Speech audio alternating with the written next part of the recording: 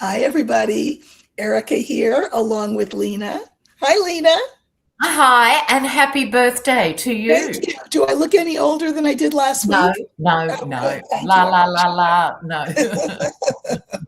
It is a big birthday, as you know, and as we were saying off screen, I can't even call myself middle-aged anymore because then I would have to live to 140. Yeah, that's right. You know, and I mean, I could, I don't know, modern medicine, but at any rate, I Or an am. AI, Erica. Oh, no, not an AI, Erica. No, thank you. Thank you for all the birthday wishes, everybody. Appreciate it. So, Lena, it is the full moon. That's Sure another is. thing in Aquarius, which is interesting. And what are we going to talk about this week? Well, I think we've got a few things to cover. We didn't mention this before, but Trump was walking around talking about a pardon for Ghislaine Maxwell. Well, I did hear that apparently what they have done in the jail that she's in, she's been given a new designation. And the designation, the new part is that they've struck off the, I don't want to get dinged by YouTube, but struck off the part for, the bad things that she did with children. We'll just leave it like that. Now, first of all, isn't that why she's in there? But okay. Anyway, this new designation allows her to go out on work release. No. Now, if you recall, this was the deal that Acosta struck with Epstein when he got convicted and sent to jail for a couple of years. Acosta gave him a deal where he was allowed to leave every day in the morning to go work and then come back to the jail to sleep. And in the middle, he was doing all of the things that he would do before he was in jail. So it's very interesting that they've changed this designation. I haven't heard that he was thinking of pardoning her, but you know what? At this point, it wouldn't surprise me. But here's the twist. Yeah. Apparently, all Senate members, like 100% of Senate members went no. Did they? This all just sort of boom, boom, boom, boom. There might be some wheeling and dealing behind the scenes, but I think on one level we've been expecting it. Well, right. Here's the thing. They can say no, but one of the presidential powers is he can pardon her. Yeah. And we know he doesn't listen to his own advisors. They're very low caliber anyway, but he doesn't listen to them. That it's a nightmare for the GOP if he does, but he doesn't care. This is the thing, Erica. That's why he's not a political maestro. Right. He doesn't care. No. He doesn't care about the Republican Party. He doesn't care about the structures of government. He certainly doesn't care about the Constitution. So he's, by definition, rogue. Yeah. You know? Yeah, he is. He is. Well, that's interesting. Speaking of that whole thing, Blanche. So there's good news and there's bad news.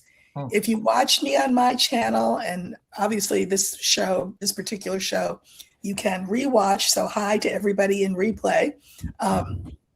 I have predicted that Blanche would not pass into, or it would not. He wouldn't go all the way through. Turns out they're going to table his confirmation because they don't have the votes. That's the good news.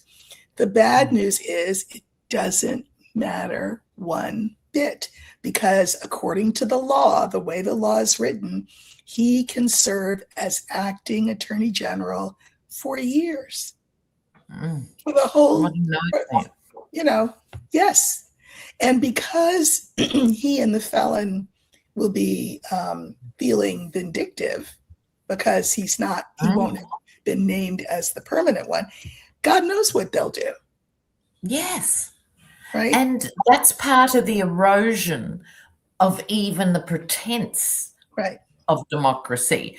If you have a bent attorney general and a bent president, Right. there's no checks on power. But you know what? In all things, give thanks. Like we were saying last week, Pluto in Aquarius. Let everybody's masks Let it be off seen. and let it Let be it seen. be seen. That's right. That's right. So that's the latest on that. I don't know if any of you watched the Graham funeral. I actually watched part of it.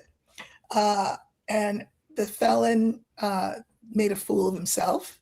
Some of you may have seen, or you certainly may have heard, where he got up there and he started out okay because he had a prepared text that had been prepared for him. And he got to the line where he said, Democrats and Republicans all loved Lindsey Graham. And he read the line and then he stopped himself and he said, wait a minute, that's not true. He said some people couldn't stand him. And he was a tough son of a gun, whatever.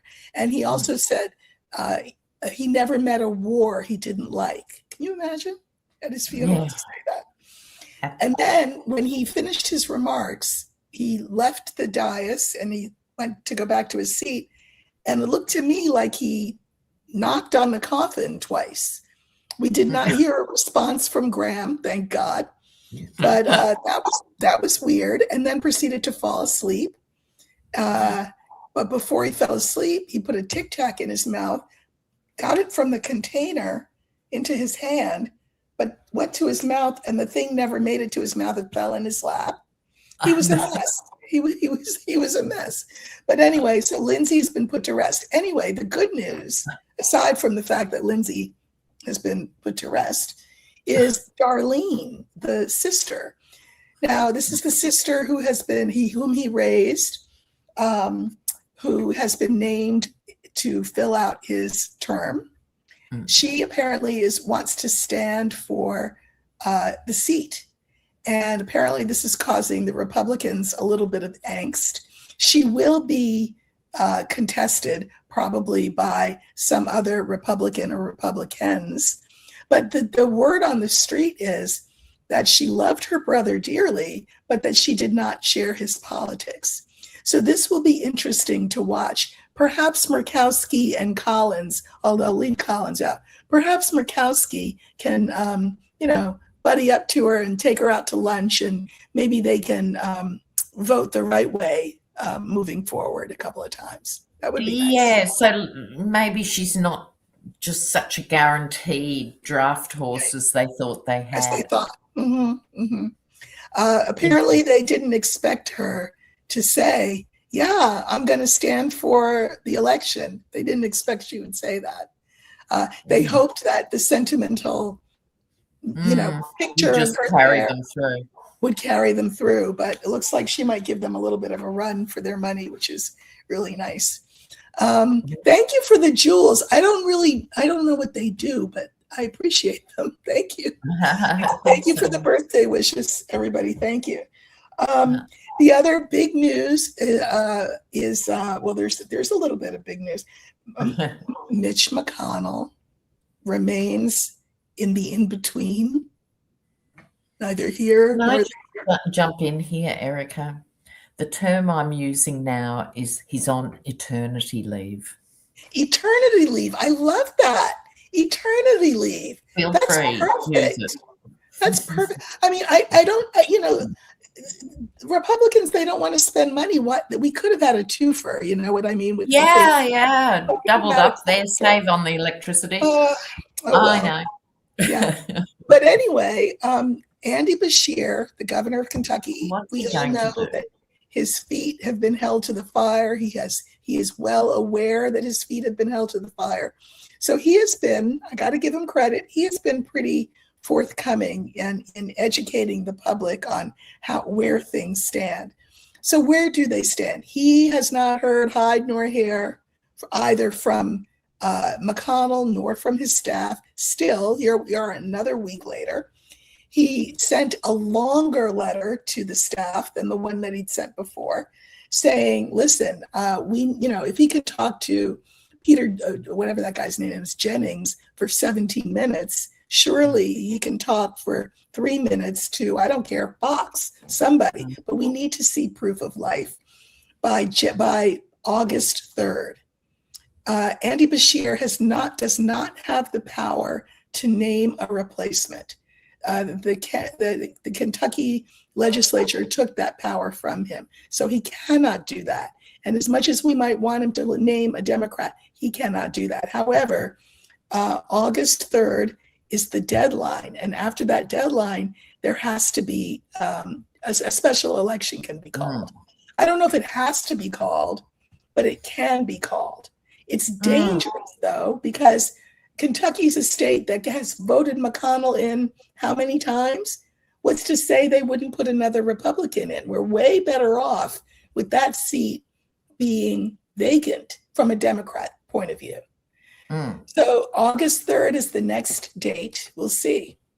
Yes, and Cleo in the comments says Kentucky will vote in a Republican. Meanwhile, McConnell isn't voting for the SAVE Act or anything else. Exactly. And they've just lost Graham. Exactly. So we like that they've lost ground.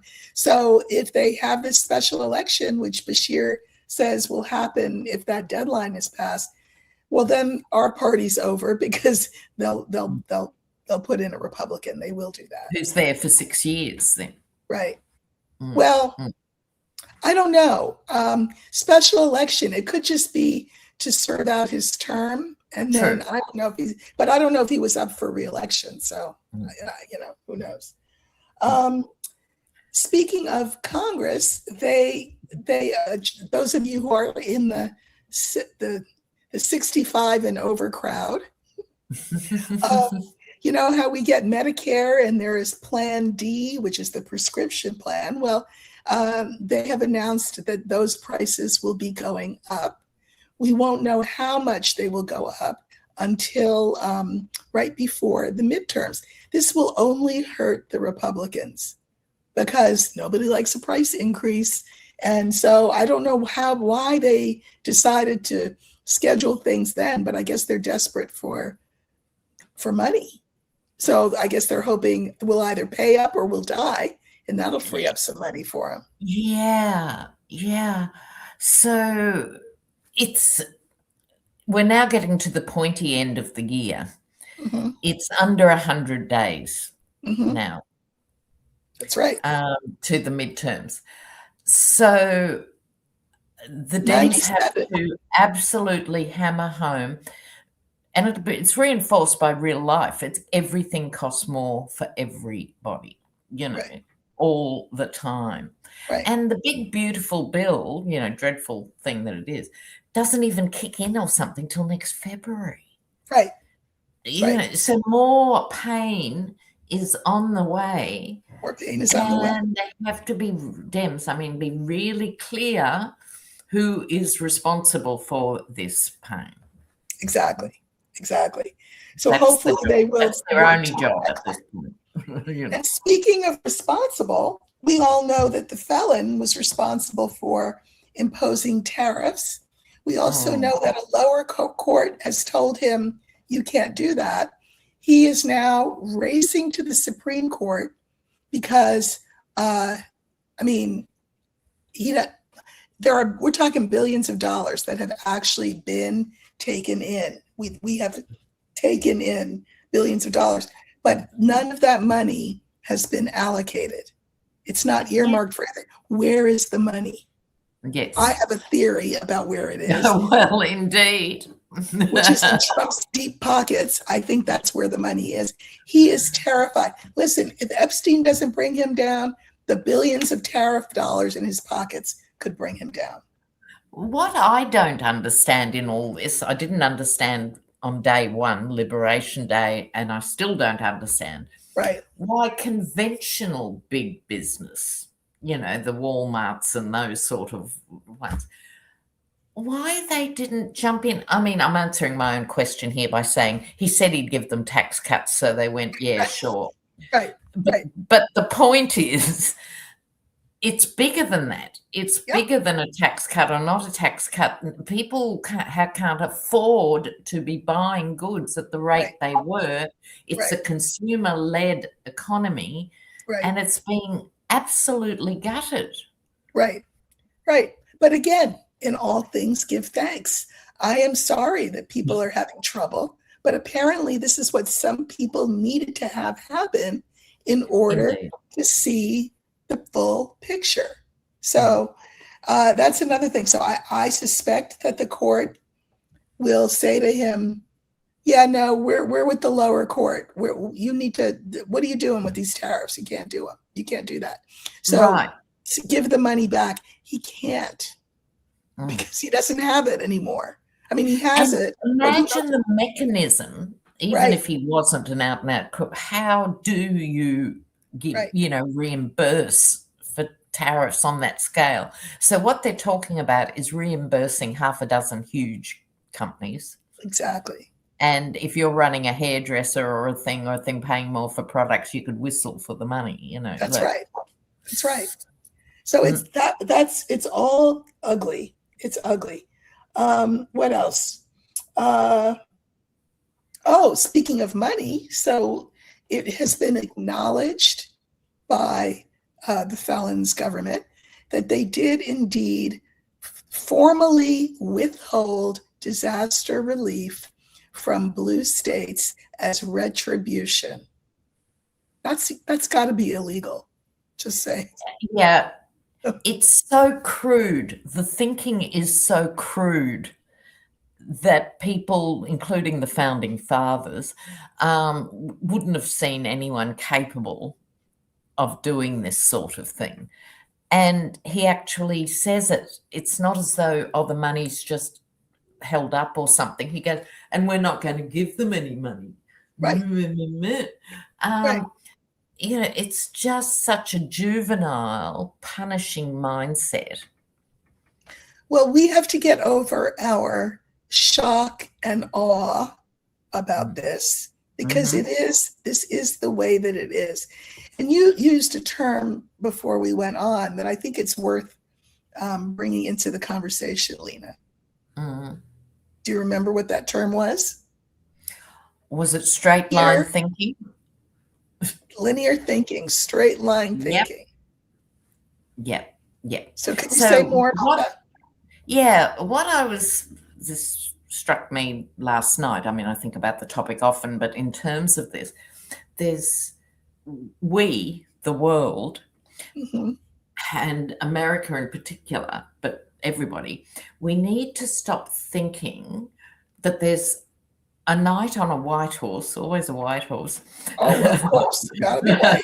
Coming to save us. And it's the idea is if someone's terrible like Trump, if only Trump would go, that's all we need. We just need this guy to go. No. And it's the same with Putin and Netanyahu and all of them.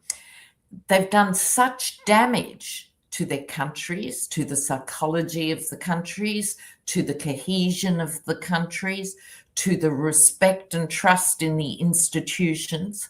The dictator's playbook is very similar in different languages. And the answer's not just it comes and goes with that particular head.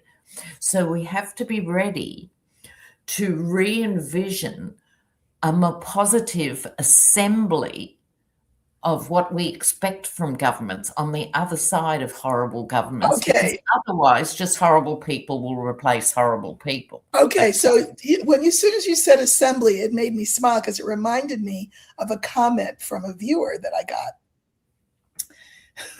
So the comment was, I think I had said something like down the road that I did see that kind of government being formed, more of a coalition type government, the way that they have in lots of places in Europe, And so this person said, because they were sure this was going to happen, so this is great because the people who are going to be running the government in coalition will be Walsh, Waltz, the guy that would, Tim Waltz, Kamala Harris.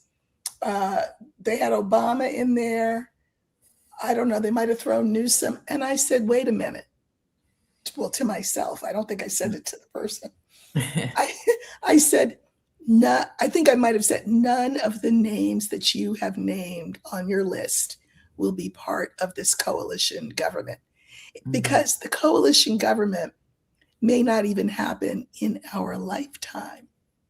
Well, that's true too. I mean, now that we're only at the beginning of the end of the old order and the new one. That's right. And that's part of this linear thinking that you're talking about. Yeah. We want to just turn the page and move to the next thing. And this is not how any of this works. No, we are at the end game of a particular huge cycle, and capitalism was adopted, and when you say it quickly, it sounds really good, and that whole way of accumulation of wealth, then you've got the guarding of wealth that has to go on, because once you've got it, you've got to protect it from everyone else, etc. And so this has bred very individualistic sort of agendas for people. So how do you get around that with the masses? You make individualism a golden thing. So instead of it being the sabotage mechanism that's going to keep you on your knees for the next 3 generations, you make it fabulous. And then we had the Marlboro Man and all of this embodying the individual, nothing collective going on. And if you can't collectively identify the issues, you can't collectively resolve them. That's right. That's right. That's right.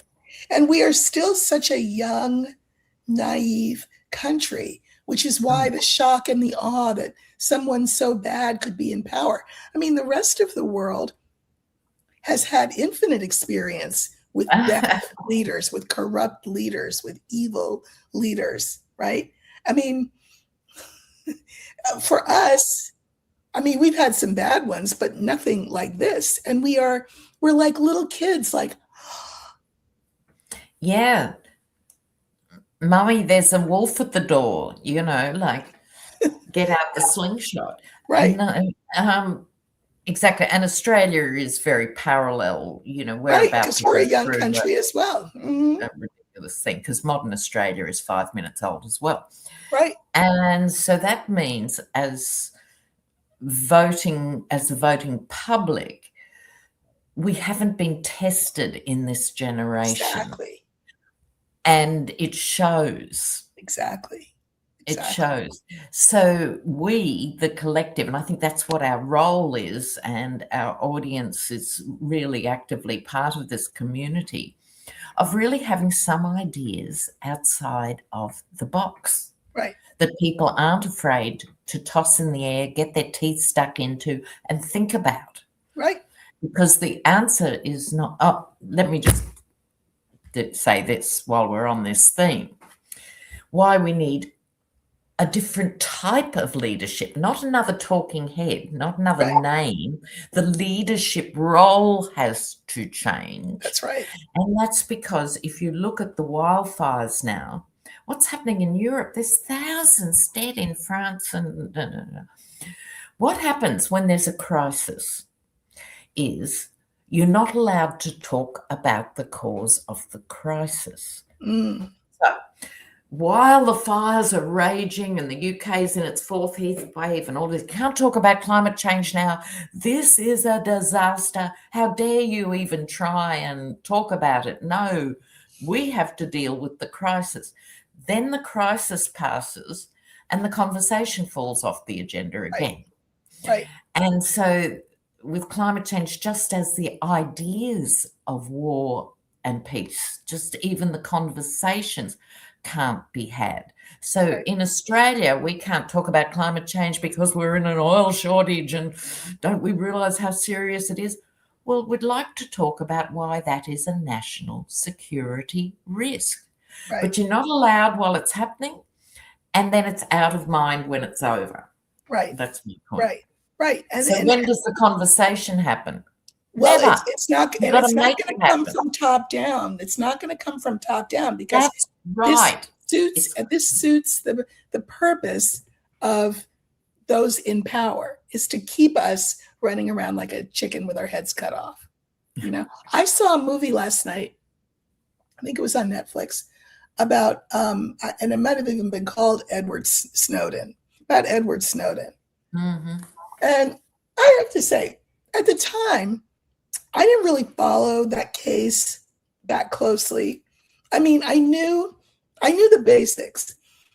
He was an American who worked for the CIA, had a very high security clearance, realized what the US was doing, which was essentially creating a database, we'll call it, of every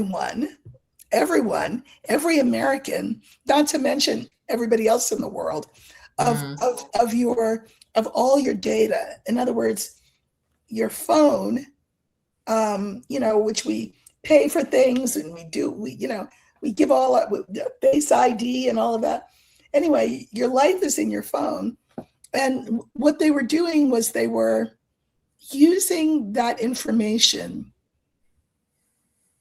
in an offensive way as opposed to a defensive way. It's really worth watching. Well, anyway, he came out and said, yeah, it was me that did it, and ended up in the Ecuadorian embassy for some considerable. That was Julian Assange.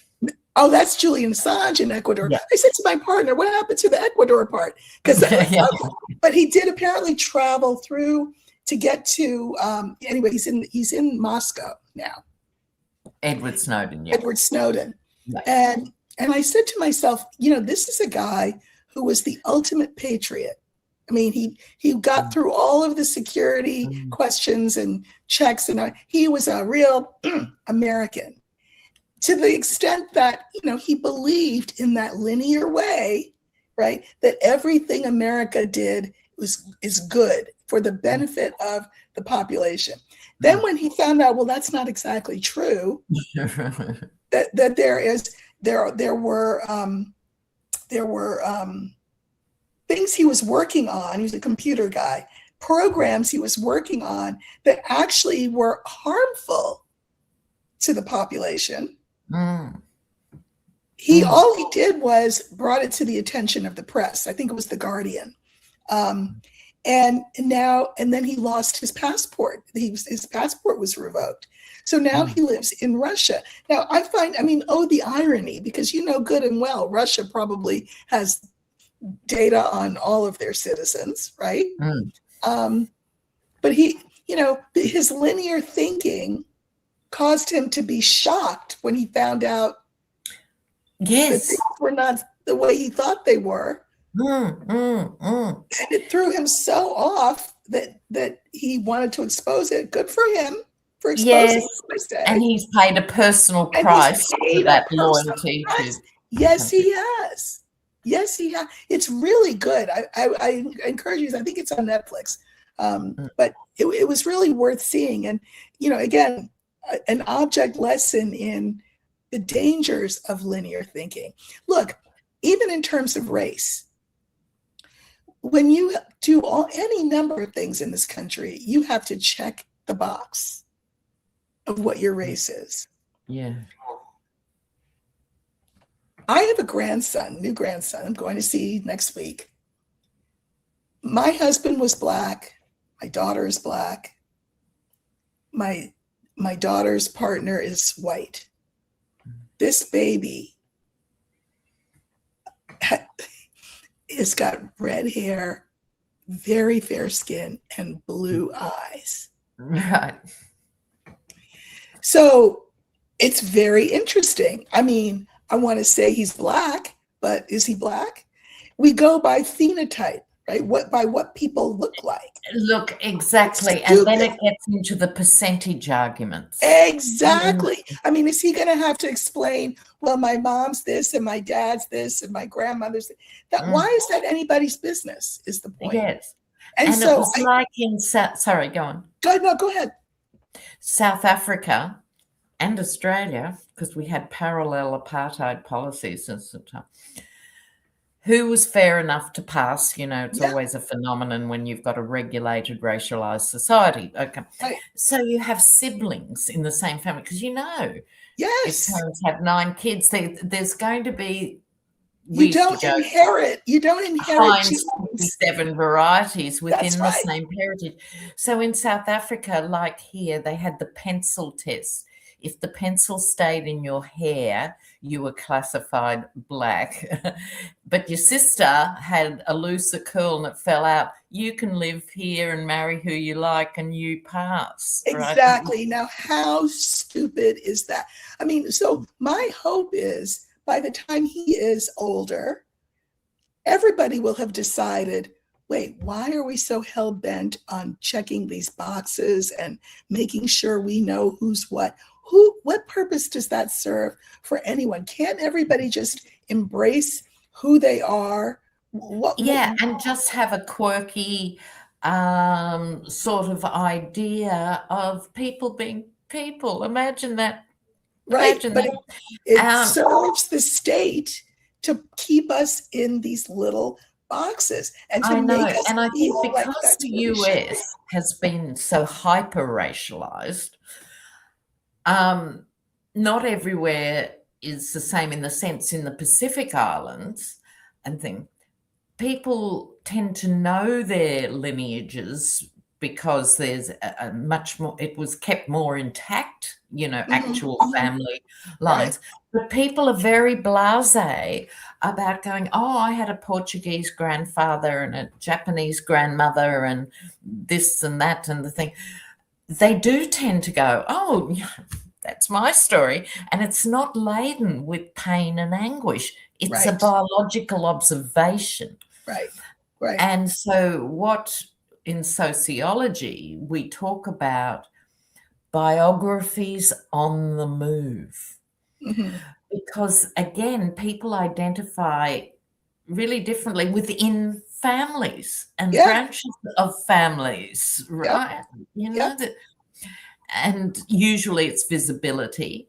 But then there's the resentment often of communities for those like your grandson who are very Okay. This is a big thing now. Okay, this is right. This is a problem in itself. It's a problem in itself. And you have to say, well, where did that start from? I'm very sympathetic on one level. I mean, I'll tell you what, I may be old, but I'm glad I came up when I came up because I have always only ever identified as Black. Do I get side-eyed by Black people sometimes? Yes. Like, you're Black? Like, how Black are you? Mm-hmm. Right? And then I found out there's these 2 terms. There's white passing, which is an active thing where you actively pass. And then there's white presenting. It's not the same thing.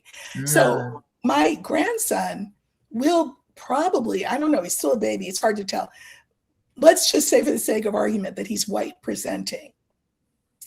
He then has some things to think about. In other words, you're white presenting. Does that mean that you then decide also to be white passing? Or do you say, as your introduction to yourself to people, I'm white presenting, but I'm not white? And then I'm thinking, why does he have to do that? But he will. But he will because he's an American and he will. And you have, again, as you just said, and I said, Black people who are clearly Black and suffering all the slings and arrows of that. Again, side-eyeing somebody like him because he will have privilege that they don't have. Now, the way I dealt with it in my life was first of all, the hair. It would never occur to me to straighten it or anything like it. It was either locked or short like this, because this is probably my most identifying feature. The other thing is I said, I know I have light privilege. I'm not white, so I don't have white, but No, I have but light. light. I have light privilege. So what I'm going to do is always, always, always use it in service of my people. That's why I talk about race as much as I do. That's why so much of the work of my life is around race. My mother said to me when I was a kid, my mother was dark skinned, and she said to me, and she had taught us about the joys of being Black and taught us about Black culture and Black art and Black food and Black everything. And she was a Black mother, so she parented a certain kind of way that is very identifiable Black. But she said to me, I want you also, she said, to know the pain of being Black. And I thought to myself, I didn't say it out loud because you don't say stuff like that. I said to myself, well, that's not nice. But what she meant was, I never want you to be one of those people that gets passing and presenting confused. You can, Erica, neither pass nor present because my features are too Black to be able to do that. But you need to always have your life be in service of all of us Black people. And, so that's how I've lived my life, and it's worked out fine. I have no problem doing that. I think people appreciate that I do it. But I think about my grandson, and I'm like, I wonder what choice he'll make. It's not an easy path. No. It is not an easy path. Theoretically, because I don't know, I have no idea what he's going to look like in the end. But let's just say that he's white presenting. The lure of passing would be, I would think, really seductive. I think his mother would be over her dead body because my daughter's not. But, kids also want to rebel against parents, do they not? Sure. I mean, and I just have to say to myself, this is his road to walk. I can only say what mine was and let him know what choices I made. But I made them in a particular historical era. Time. Yes. It was in an era. I mean, I really feel like, what difference does it make? Why do we have to check these boxes? Is it going to advantage Black people? For me, if I'm Black and I check the Black box, does that do something for me that's good? Not in this administration, it doesn't. No, that's right. So, and while we're on the subject, I'd just like to share about some changing global stats at the moment. Oh, okay. Yes. Because it ties into all this. Yes, absolutely. Now, I think the figure is still the same, roughly, that the United States of America, it still only represents 4% of the world's population. That's not much. Not much. I think if that stat was taught in schools, it would change a lot of conversations. It sure would. Because the room is taken up with Americanness. 4%. 4%. Wow. Yeah. Europe, about 8%. So it's double America just for a start. But it's Asia that I'm getting to. As we speak, just recently, India overshot China as the most populous country. So when you combine all Asia, North, South, Japan, South Asia, India, Malaysia, Thailand, Indonesia, Vietnam, Cambodia, on and on and on, it's 58.5%. It's nudging 60% of the world population is Asian. Now, Australia, and so I'll finish that point. Then you add Africa, Latin America, who are non-Anglo. Right.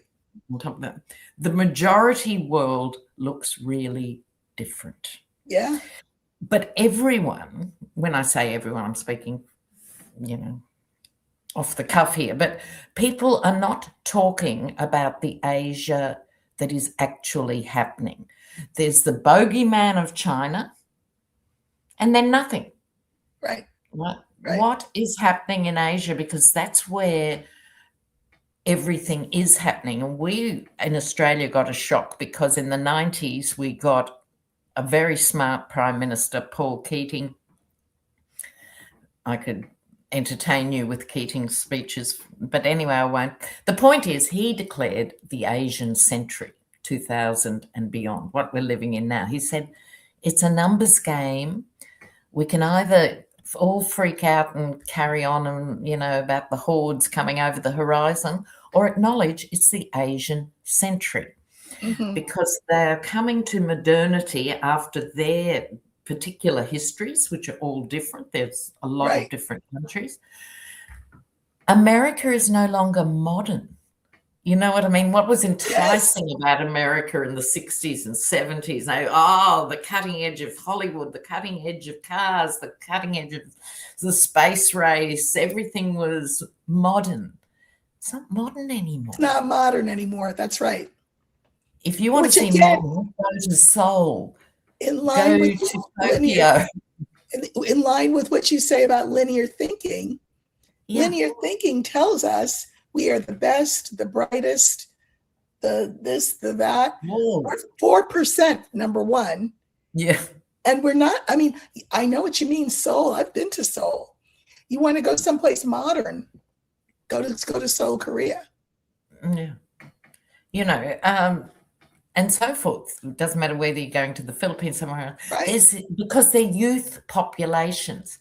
Right. So the white majority ruled countries, the traditional, UK, Canada, everything, are all aging populations. Yeah. Young people are not having 6 kids.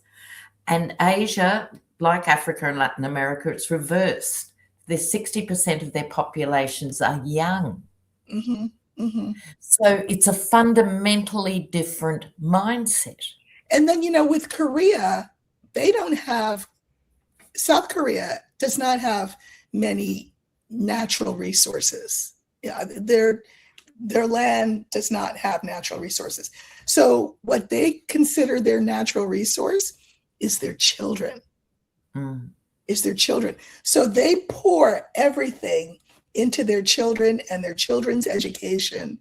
And it is definitely paying off. Here in this country, did you know that we are, 50%, what is the statistic?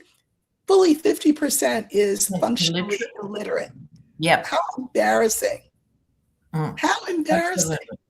Yes. And that's the other thing that doesn't get talked about in the red states. So the blue states are demonized because there's gay people and black mayors and so the red states are at the bottom of every percentile in education and health and work by every measure. But what happens traditionally is the Dems don't want to rub their face in it by bullying them, as they would see, or something, trying to be nice about, we won't talk about these shocking maternal death rates in the South because we don't want to be those nasty people. No, talk about those figures. That's right. It is time to rub the red state's nose in what they've actually created. This is what 4 generations of voting Republican has got you. That's right. Yeah. I remember go ahead. He was a Democratic speechwriter or something, educated, sophisticated guy, but he was from the Appalachians. And unlike J.D. Vance, he managed to keep those words. Anyway. So after quite a long break, he was going back to visit his parents in some deep Appalachian town. As he was driving and getting closer to this backwater town, he noticed these cars piled up around. In Australia, we call them showgrounds, where you have rodeos and stuff. What do you call those? Like fairgrounds. Yeah. Fairgrounds. So, and he thought, there must be a fairground show on, all these cars are parked. Got closer, no. It was some free doctors, very rare, had volunteered their services for 2 days in this community, and they were seeing people, his people, and people were queued up because they can't afford to go to the doctor, or they live too far and they can't put petrol in the car, and, you know, all the reasons. And he said, I was watching my people being medically treated in a stable. And that was his moment of going, what is America actually about? But you know what? At least those people can console themselves by telling themselves, well, at least we're white, like the Kennedys. Oh, like and the, like the Roosevelts, like the, and you know, we're not going to vote for socialist medicine in this country over my dead body, right? So this is the disconnect, and sometimes those personal stories illustrate it. How shocking that thousands of people have to queue up in a horse box to have basic medical care. That's my point. Yeah. It's actually so shocking people don't see it. Well, so shocking people don't see it. I don't know. I mean, there's a lot of things that are happening that are so shocking. People are going to have to notice it. I mean, maybe well, that's my point. It wasn't so much it's shocking. Why don't people see it? No, I know why they don't see it. It's more like you're just saying, sorry, I cut you off. No. It has to be this bald that people cannot look away. Exactly. Well, you know, I know I've been harping on this, but since we last spoke, there has been another young person found hanged. They never talk about, like, where's the chair? Where's the... Yeah, we're talking basic scene. Why are the hands behind their back? How do you hang? So, you know, and people are saying this Nolan Wells thing is like a modern day Emmett Till. And I see why they're saying that. So, you know, history doesn't repeat itself, or it rhymes. We are having a lot of history rhyme and in an ugly way that is so in our faces. I'm hoping people can't ignore it. I'm hoping. Yes. And remember Eldridge Cleaver, I think it was, Soul on Ice. Yep. George Jackson, Blood in My Eye, and the horror of those stories, but the resilience that comes through those stories. And this is the time they're taking those stories out of the curriculum. And so people are getting away with this 1930s, 1940s behavior. Let me tell you something. I remember teaching and talking about race, of course, and having Black and white students say to me, Miss, they call me Miss, didn't matter how old I was, Miss, you're from the olden days. It's not like that now. And I said to myself, okay, all right, okay. But this is a problem, and I'll tell you why. Because they don't have any sense of history, and because they've been told that was then, this is now, we had a Black president, etc., they're not on their guard, right? Which is why you hear a lot of conversation about what things Black parents need to tell their Black children if their Black children are going to be in predominantly white social milieus, that they have to be careful. That everybody who grins in your face is not your friend. That's what my mother used to say to me. Everybody that grins in your face is not your friend. Because I think that some people, I guess if I wanted to be mean about it, I could say people have gotten soft. They've certainly gotten forgetful. Is it our age, Erica? But I have to say, yes, I think I sound like an old person. I think that's true. Absolutely, and you can see why old people say the things that they say.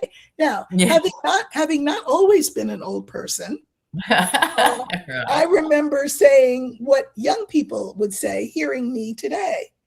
which is,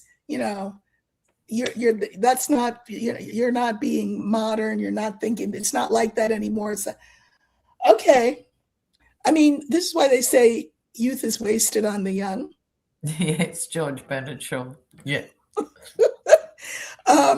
Yeah, when you've been around a while, it's kind of like the example I was giving of Europe, who have seen some horrible, horrible kings and queens and emperors and dreadful stuff. I mean, horrible people, right?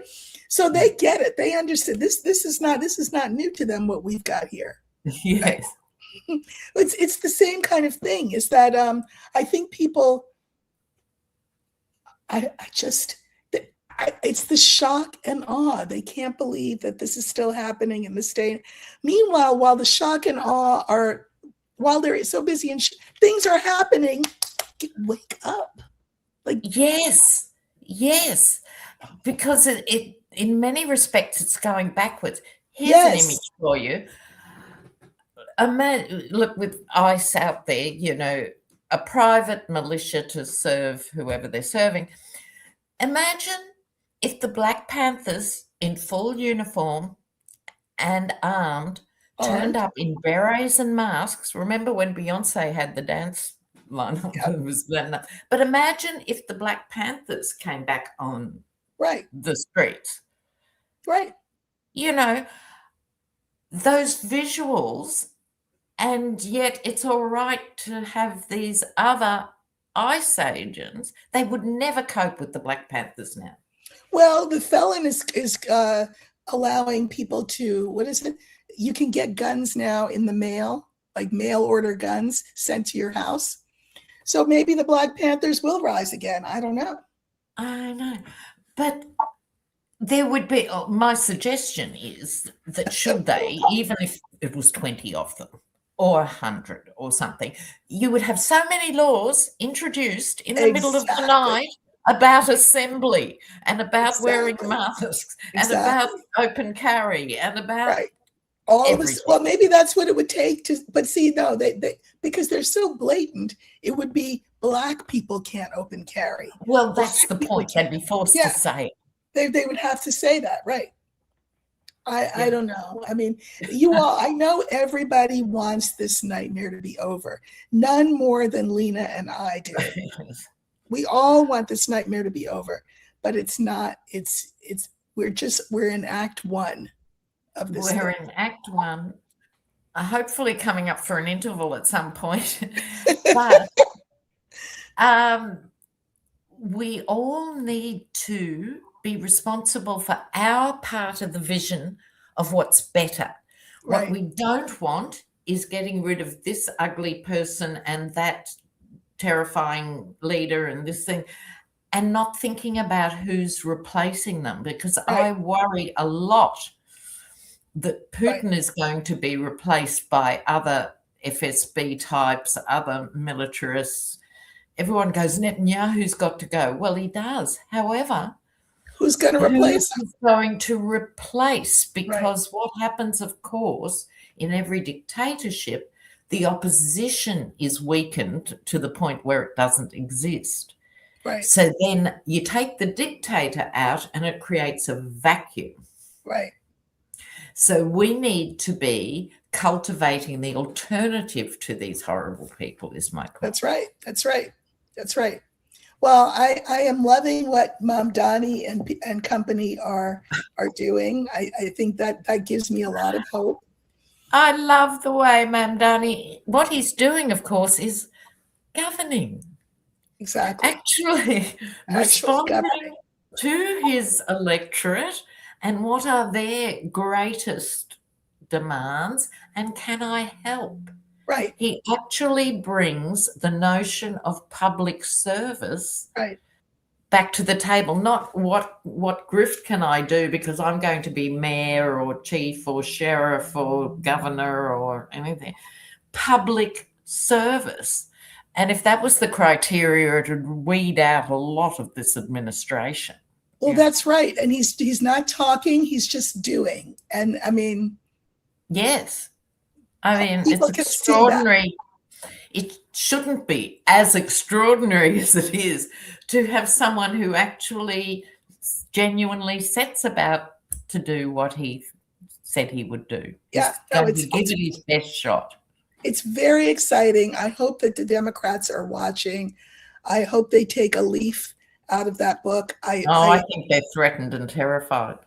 That's what I was just about to say. Right now, it's the stages of grief, I guess, right? They have not come to acceptance yet. I'm going to put that down for next week. The stages of grief. Yeah, I think that's what they're going through now, but we don't have time. They have to just sort of do warp speed through those stages of grief, get to acceptance so that we can move forward. That's right. We need everyone on deck. And we can push them forward. We can push them forward through those stages by going to the ballot box in November. Yes. No matter how many people are armed and masked or whatever they are at your polling place, vote. Make a plan to expect that. Don't be surprised. Expect it. If it doesn't happen at your polling booth, excellent. But expect it.